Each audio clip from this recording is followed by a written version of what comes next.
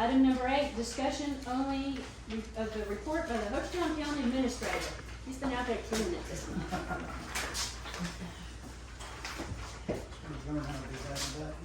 Yeah, we're gonna come back today. We got a lot going on. It's double-sided. I got you, Charles. I got you, Ellen. There you go. Thank you. Yes, sir. Thanks for the written report. It helps me follow along. So first off, before we get started, I just want to say I'm going to make it a note to make sure that you guys get my report in your hands. I mean, it'll be subject to change between a week before the meeting, etc. But I'm going to make it a point to get it to you guys a little bit earlier instead of just here today. But in general, I think we do a pretty good job at communicating, keeping everybody up to speed on where we're at. So let's just start with, the subject on everybody's minds is road maintenance. So our completed roads are Choate, Pilotfish, the Cedar Creek Estates area, Pecan Bend, Pinner Road.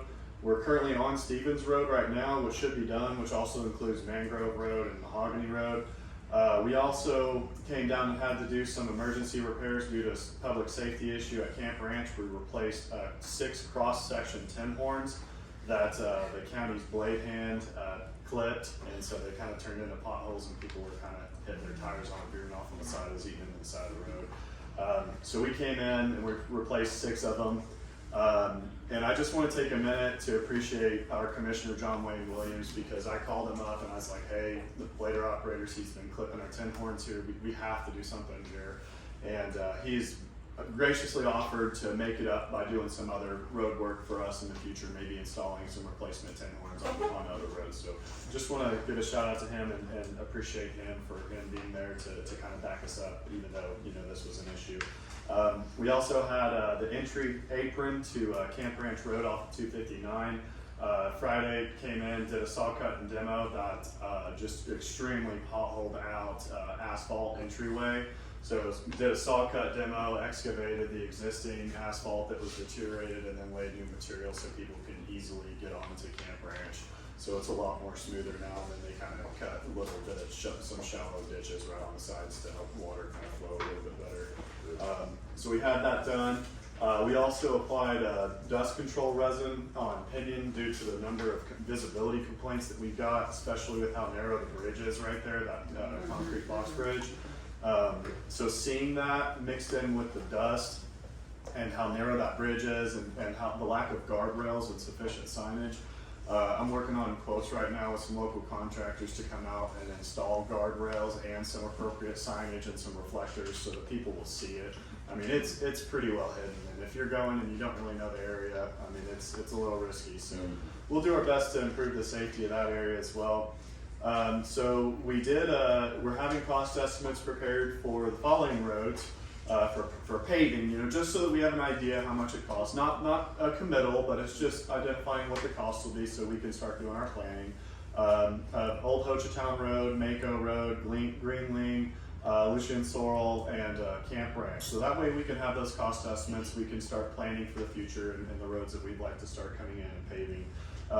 And so right now we do have a cost estimate prepared for emergency safety issue, road that's been caving in over in the Timber Ridge subdivision. It's in the far southeastern corner of that area.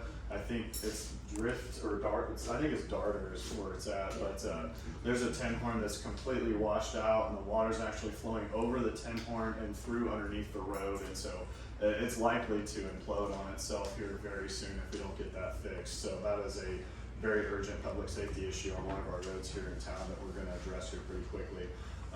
As far as private road acquisitions, because we put out the video and kind of explained from top to bottom what our situation's at. So now what are we going to do to acquire a lot of these roads here that need assistance that we can't get to yet? So we're working on acquiring the easements, and we now have the easements drafted. So they're not signed yet, but they're drafted and prepared to go to the property owners along Canottoby Trails, Canottoby Trails South, Canottoby Trails Southwest, which also covers Willow Bend Road. And then once these easements are signed, then the city or the town will need to come back, and then we'll need to pass resolutions as the roads are covered in these easements and they're executed by the owners.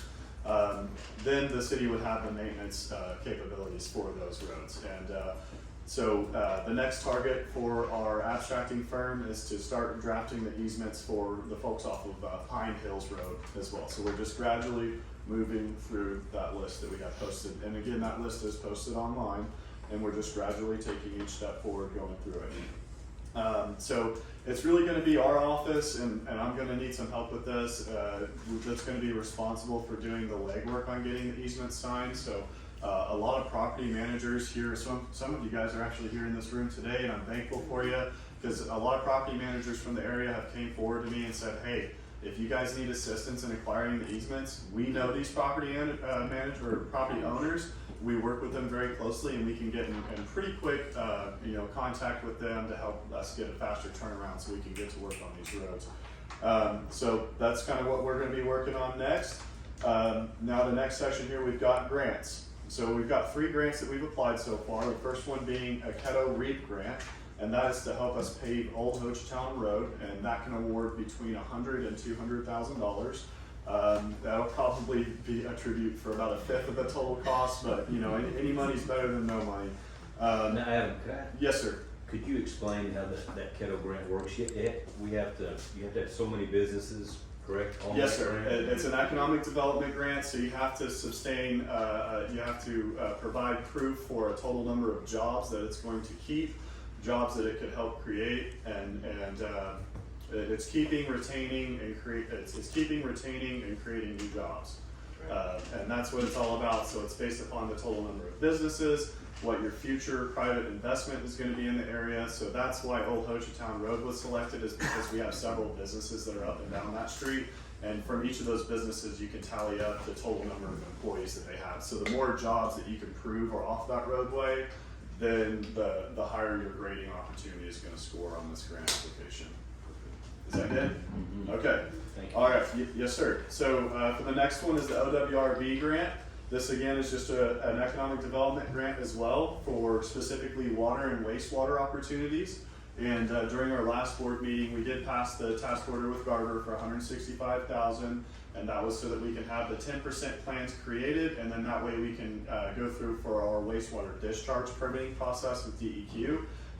This grant here, if we are awarded, can award up to $100,000 of that and take that load off of our shoulders a little bit. And then lastly, I have worked together with John Wayne Williams, our county commissioner, and specifically for one road here in Hochatown, we applied for an ODOT funded grant program that's called CIRB, and that is to help pave Camp Ranch Road. And again, this could be something that could be very soon. I honestly, it's really up in the air how they designate these projects. It could be something that's very soon, within about a year, or it could be something that's put onto a 5-year backlog. And then, just because we don't know when that grant could or could not be awarded, and when we could actually start the construction process if we were awarded the grant, I went ahead and asked our engineers to prepare cost estimates. So that way, if we don't want to wait if they come back to us and say, hey, we'll give you the money, but it'll be 5 years, or hey, no, you didn't get it, etc. If anything happens, we still have a backup plan that's available, and we'll know how much it would cost us out of our own pockets. And then maybe we can explore some other grant opportunities as well. So we've got some backup plans and contingencies in order there. Moving forward from that, the Hochatown Comprehensive Plan RFP has came to a close.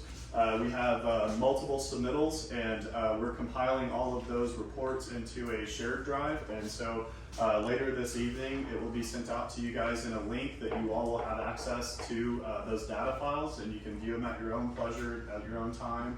And I would encourage you guys, we'll be in touch soon about this, but just be thinking of when a good date and a time would be for us to sit down and start going over these in a workshop session. We'll have a public meeting, and then you guys can sit down, we can go through all the applications and then grade them all together. That's something that we'll need to do in the future. Hey, Adam, do you know Yes. about how many proposals we got? We've got about 5. 20. We've got 5 okay. proposals, yes ma'am. Yep, and then so up next is the police job. So the police position was closed on the 22nd. We have a total of 38 applicants. And we have all of the resumes uploaded to a shared drive that you have already been sent a link to. And if you have overlooked the email, or if you can't find it, etc., please let me know and I'll send you the link again. But you all have access to those files as well. So again, same situation. The files are uploaded online, and you can go through each of the resumes at your own pleasure. And then I have also shared those just on back end, if you guys remember, Chief Patrick Mays of the Oklahoma Highway Patrol. He's become a very close friend of mine. He's offered to come down here, help us interview the candidates, and also help us go through the resumes. He has access to those files as well. He's currently going through them. And then the same with retired Chief Greg Ward from previous. So Where's Mays from? he's the chief over the Oklahoma Highway Patrol. Okay. Yep, He's he's the colonel. Oh, no. Huh? Oklahoma City. City. Yep, DPS office, the headquarters. Yep. Definitely take it. He's over all. Oh yes. He's good. Yeah, he's Yeah, over. He's the highest you can get at OHP. He's been a great advocate for Hochatown, and he's really excited to come down here and help. And I saw, because I can see whenever people log in to view the files, and I saw he was logging in looking at them again today. So that was neat. Further than that, we spent about a week this last month in total researching and strategizing our statutory procedures for the creation of a fire department. Many phone calls. Diane was there. We were in a full court scramble. What was that, like Monday, 2 weeks ago or so? And we were just on the phone for like 3 hours straight, trying to get a hold of the right people. And I just want to thank, in public, Mike Kelly, who's the executive director of the Oklahoma State Firefighters Association. He's been a great advocate for us. Sherry Nichols, state representative Chris Kennedy, Jonathan Strayhorn, who's actually our state fire marshal, who's going to be doing our fire plan. He's very connected in anything to do with the fire realm across the state. He's been so helpful.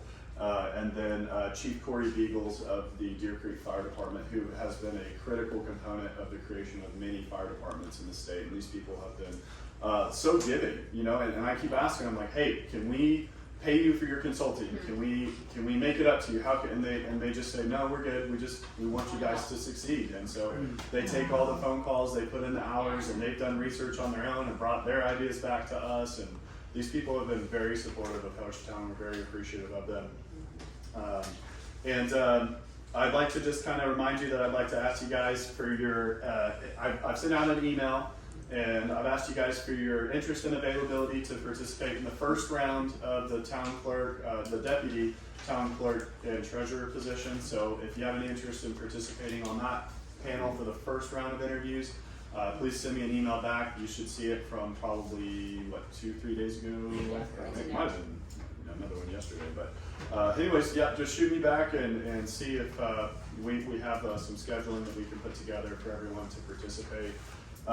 Working with Rural Water District 5 to receive a map of all the water lines infrastructure so that our state fire marshal can actually perform his fire plan review and fire code inspections. And then again, lastly, now that we have the AHJ letter fully executed and we have a memorandum of understanding with the HBFD, thank you to them for working with us on it, getting it all signed up. We have submitted it, and from last week, it'll be approximately, it's not a 30 days flat, but they always say 30 days. It could happen before or after, but it's always good to just plan for 30 days approximately for them to officially have the AHJ file on hand. And lastly, I'd like to pitch to everybody here in town. I put it on my report even too. I want to encourage everybody to come to and attend our Clean the Fork River Cleanup. There's a Facebook group that was created. We're going to meet at the Skipper Rock Kayak and Canoe September 22nd at 9 a.m. So once again, September 22nd at Skipper Rock Kayak and Canoe at 9 a.m. We're going to just go through and just pick up all the trash we can, and we're just really trying to encourage as many people to get out there as possible.